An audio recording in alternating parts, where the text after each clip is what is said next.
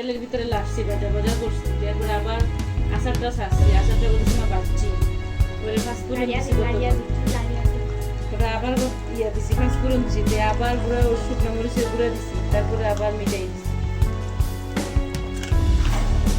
কি দিছে সাবিনা?